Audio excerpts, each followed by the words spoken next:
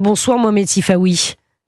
Bonsoir. Merci d'être avec nous en direct sur Europe 1. Alors vous êtes directement cité par l'agence d'État algérien qui dit, je relis le communiqué que nous venons de recevoir, qui a été publié par l'agence: l'arrestation de Boualem Sansal, pseudo-intellectuel vénéré par l'extrême droite française, a réveillé les professionnels de l'indignation. Tout le bottin anti-algérien et pro-sioniste de Paris s'est levé comme un seul homme. Et pardon Mohamed Sifaoui, mais vous êtes cité.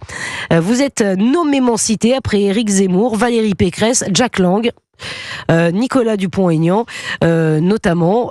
Voilà, tous montent au créneau pour ce révisionniste qui s'est pris les pieds dans le tapis. C'est-à-dire que l'agence reconnaît l'avoir arrêté, ne comprend même pas pourquoi on s'insurge. Vous êtes cité, Mohamed Sifaoui, pourquoi ?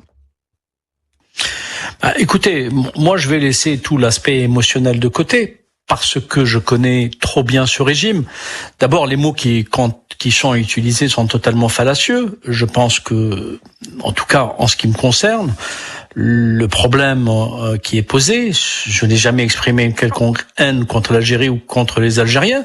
J'ai exprimé des explications somme toute rationnelles sur la dictature algérienne. C'est-à-dire, c'est un régime qui est un régime pas sérieux, qui depuis plusieurs années est dans une fuite en avant, qui fait à chaque pas un pas vers l'abîme, un pas supplémentaire vers l'abîme.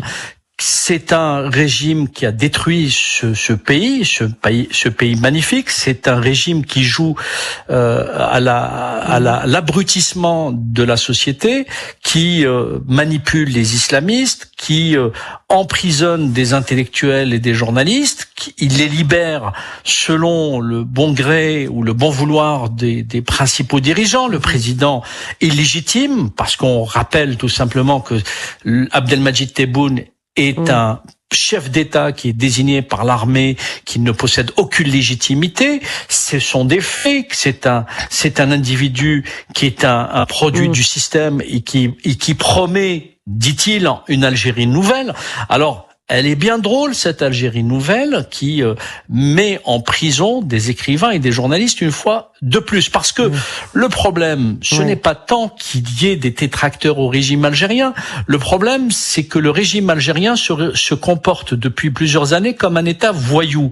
Voilà. Et ce que ne supporte pas le régime algérien, c'est que des gens, en toute conscience, rappellent que le régime est un régime voyou et composé par des voyous qui sont de surcroît illégitimes, qui ont fait main basse sur ce magnifique pays, qui utilise les attributs de la souveraineté pour récupérer la rente pétrolière et la distribuer selon leur bon vouloir, avec des fonctions à la fois clientélistes et corruptrices.